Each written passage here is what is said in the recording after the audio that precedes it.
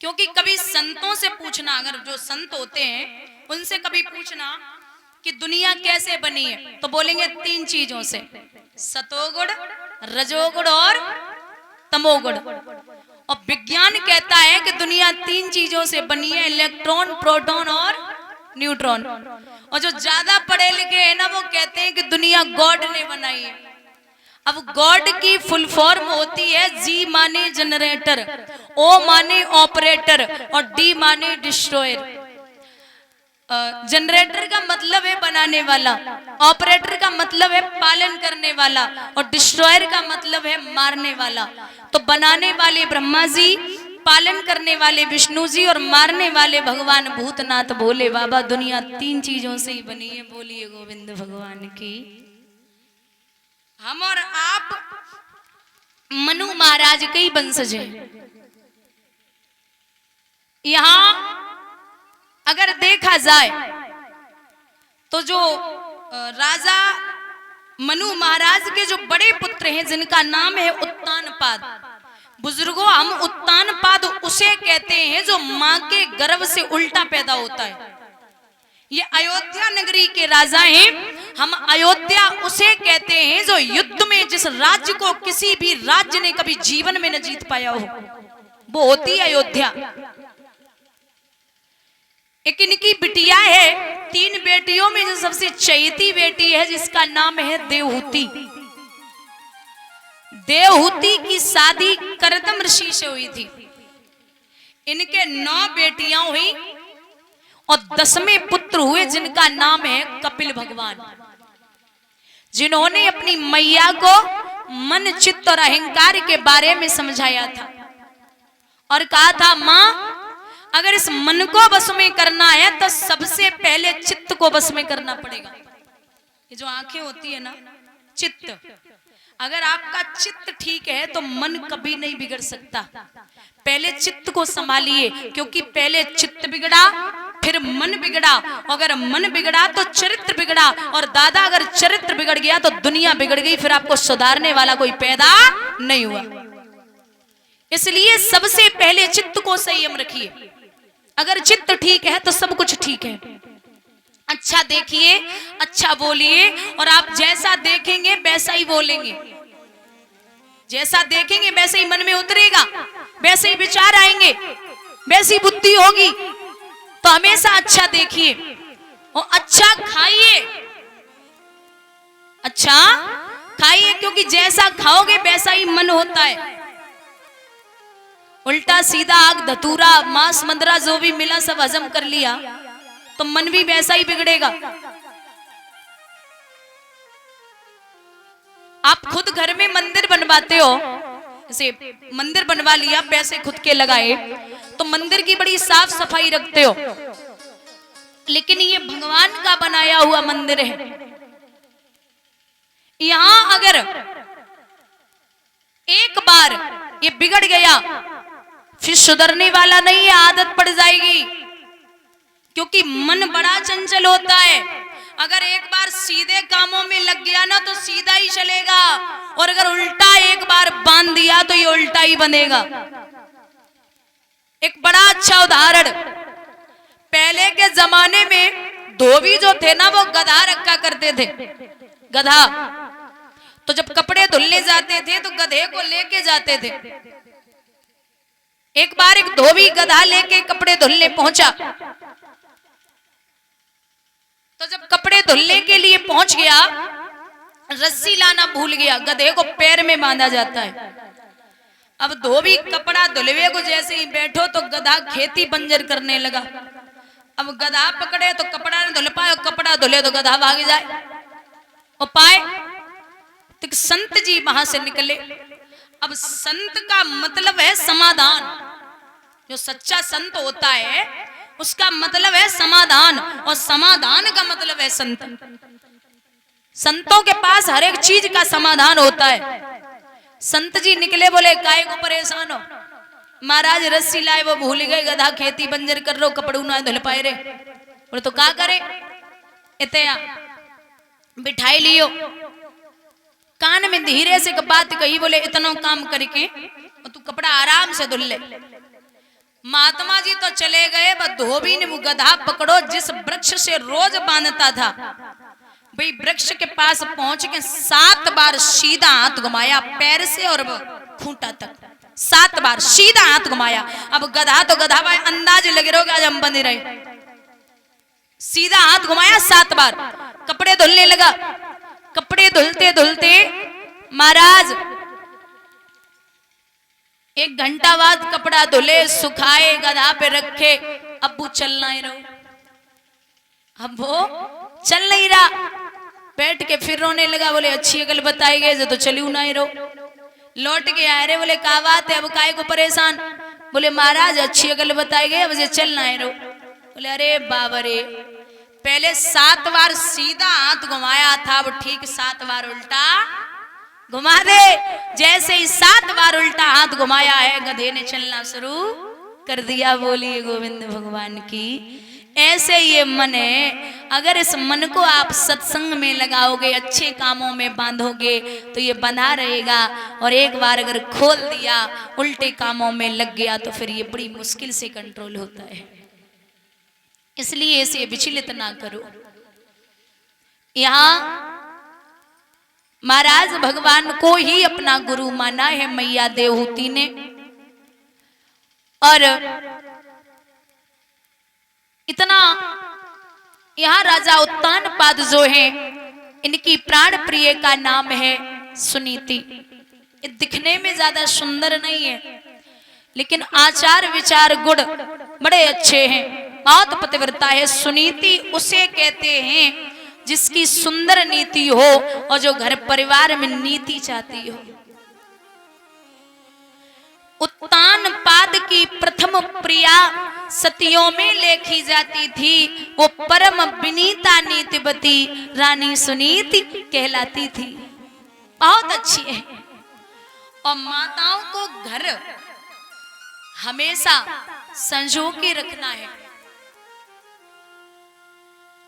पति चाहे कितना भी बाहर कमाए, और तुम्हें इकट्ठा करने का या घर में सही ढंग से लगाने का तजुर्बा नहीं है तो आप किसी काम की नहीं हो। पति बेचारा मरा जा रहा है बाहर और तुम घर में बर्बाद कर रही हो, रोज नई साड़ी 5,000 की लेके आ रही हो, तो बासे कछु ना मिलवे वालो। अच्छा एक बात बताओ, तुम पूरे परिवार को प्रेम से अगर रखोगी एकजुट होके तो कुछ नहीं बिगड़ेगा। अगर 4 दिन बाद आए के बोलियो कि न्यारे हो जाओ, हम पे रोटी ना बनती 20 आदमी की, तो फिर वो पता चलता है कि तुम्हारे माँ बाप ने संस्कार कौन से दिए हैं। खीर बनानी आती है? खीर आती है? मैं जो पूछती हूँ वो बताती जाओ। आती है? क्या क्या पड़ता है खीर में? दूध, चावल, चीनी और मेवा मतलब ड्राई फ्रूट्स, और मेवा, और का इलायची नहीं पड़ती है? केसर, डोरा मिर्च नहीं नहीं पड़ती। अच्छा तो फिर क्या पड़ता है? लौंगे हैं, सौंठ, अदरक हैं, फिर तो खिचड़ी बन जाए। अच्छा चलो ठीक है, जो भी पड़ता है सबको आती है, मतलब जो भी है खीर बनानी तो आती होगी। सीधी सी बात है, दूध और पानी, और दूध नहीं पानी नहीं, दूध, चीनी, चावल।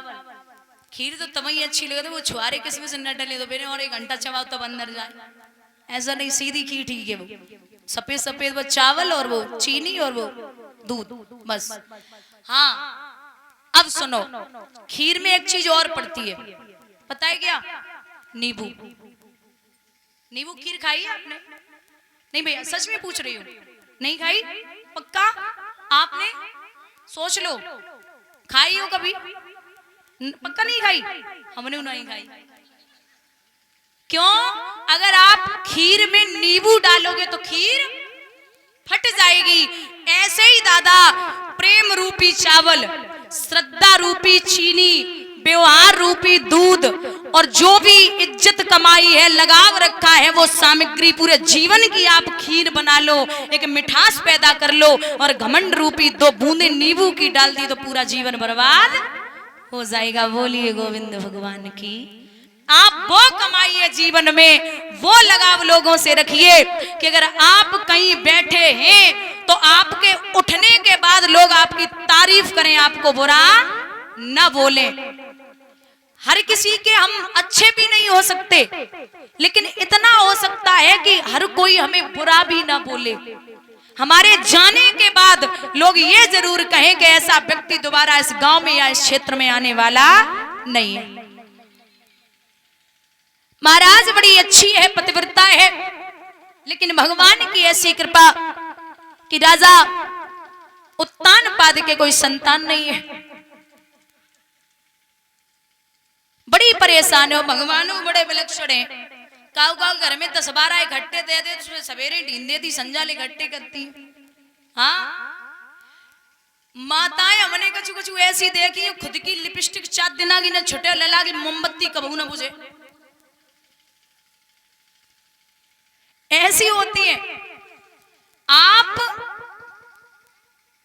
भगवान पता नहीं किस घर में कहां क्या कर सकते हैं। लोग बेटों के लिए दुखी है, लेकिन यहां मैया सुनीति कहती है कि प्रभु मैं ये नहीं चाहती कि घर में बेटा हो जाए, एक बेटी हो जाए, क्योंकि खिलाए जाते हैं बेटे, खिल जाती हैं बेटियां, लाड़ लड़ाए जाते हैं बेटे, लाड़ लड़ जाती हैं बेटियां, और पढ़ाए जाते हैं बेटे, पढ़ जाती हैं बेटियां, उड़ाए जाते हैं बेटे, लेकिन कल्पना चावला जैसी उड़ जाती हैं। बेटी वो रत्न है जो हर किसी के घर में नहीं होता। यहां महाराज बहुत परेशान है। मैया सुनीति हाथ पकड़ा राजा उत्तानपाद का और बिठा लिया, और एक बात पूछी है, नाथ हमें समझ नहीं आता। क्या?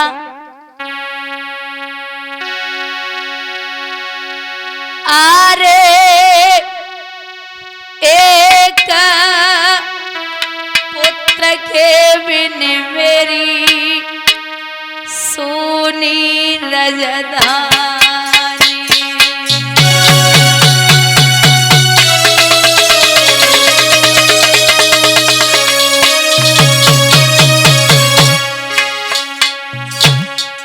एक पुत्र के बिन मेरी सोनी रजदानी, और प्रजा रही है राजा को 200 वरे लगाए।